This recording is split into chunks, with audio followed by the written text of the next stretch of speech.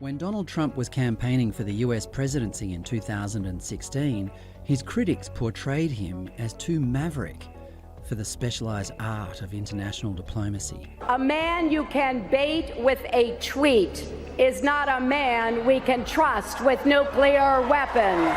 Can you tell the Middle East we're not using a nuclear weapon? I would on anybody? never say that. I would never take any of my cards off the table. How about Europe? We won't use it in Europe. I'm not going to take it off the table. You might use it in Europe?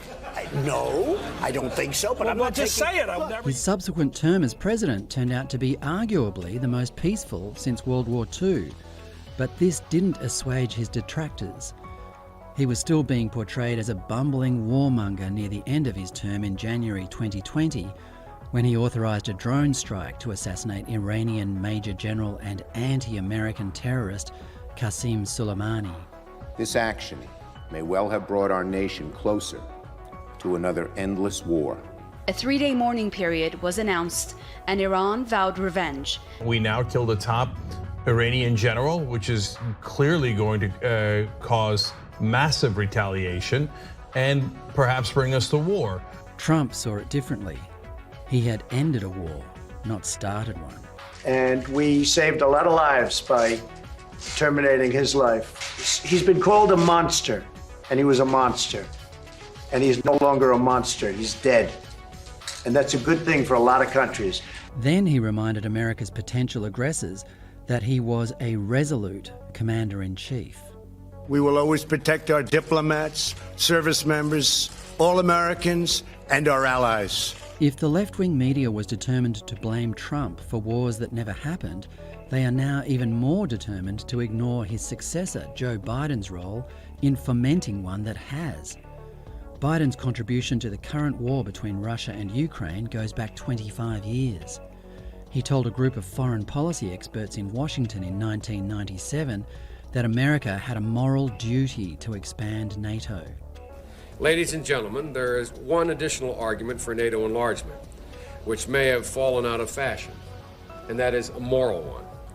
For 40 years, the United States loudly proclaimed its solidarity with the captive nations of Central and Eastern Europe, who were under the heel of the communist oppressor.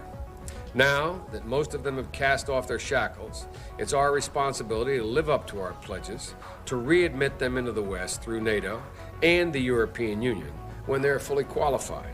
The Kremlin's public opposition to enlargement, in my view, is largely a question of a psychological problem they are undergoing now, connected with the loss of empire, wounded pride, and most importantly, uncertainty about Russia's place in the world of the 21st century.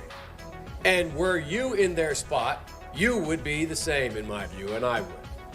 He even joked that Russia might, in desperation, turn to China, a move that he thought was laughable. They talked about they don't want this NATO expansion, they know it's not in their security interests, and on, and said, well, and if you do that, we may have to look to China.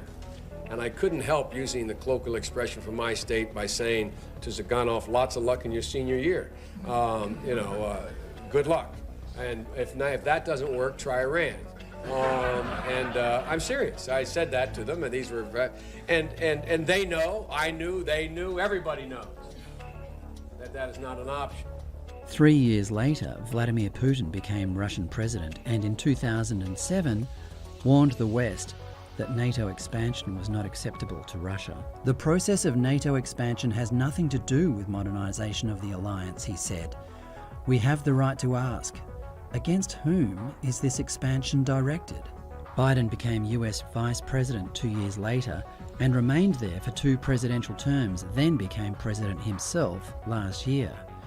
He had ample opportunities to understand Putin's deadly intentions, but failed to do so even as Ukraine lobbied to join NATO. And then, last month, Putin started amassing troops on the Ukrainian border. Instead, he pretended it wasn't happening. It's one thing if it's a minor incursion and then we end up having a fight about what to do and not do, etc. When this proved to be too optimistic, he reverted to his preferred role of Uncle Joe, international peacemaker. Any assembled Russian units move across the Ukrainian border, that is an invasion. But it will be met with severe and coordinated economic response that I've discussed in detail with our allies, as well as laid out very clearly for President Putin.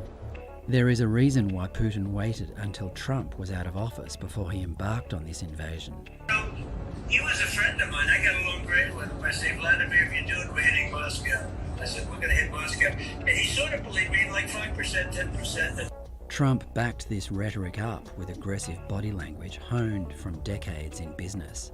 When Biden took over, Putin knew he was facing a weaker opponent. What he didn't envisage, though, was the resilience of the Ukrainians and even resistance from his own troops. They're inching forward or stopped on a road where it's muddy all around. They can't go off-road. They're getting sniped at. The partisans stay behind Ukrainian forces. You've heard they've been even able to muster a couple of airstrikes. It's a fiasco. But we're hearing anecdotal reports now that you've got a lot of young Russian soldiers, including officers, saying, we don't want to do this. Well, you lied to us. This is we're fighting fellow Slavs. We've got grandmothers that are in our way. That's not what they expected. Some analysts say that if the Ukrainians dig in long enough, Putin will be given a way out of this quagmire. The Biden administration is being careful not to escalate the tension. Its response to evidence of war crimes by Russia is, according to Secretary of State Antony Blinken, to the use of certain weapons. And what we're doing right now is documenting all of this, putting it all together, looking at it, and making sure that as people and the appropriate organizations and institutions investigate whether war crimes have been or are being committed, that we can support whatever they're doing. This sounds uncannily like the satirical standoff between UN weapons inspector Hans Blix and North Korean dictator Kim Jong-il in the 2004 movie Team America. I'm sorry, but the UN must be firm with you. Let me see your whole palace or else. Or else what? Or else we will be very, very angry with you. And we will write you a letter telling you how angry we are. Nevertheless, it still might give Putin an exit strategy. Yeah, they're trying to give Putin an off-ramp while at the same time ramping up the military pressure, which is correct. That military option involves sneakily providing air power to the beleaguered Ukrainians. But the Ukrainians are not the only people who will benefit from this deal.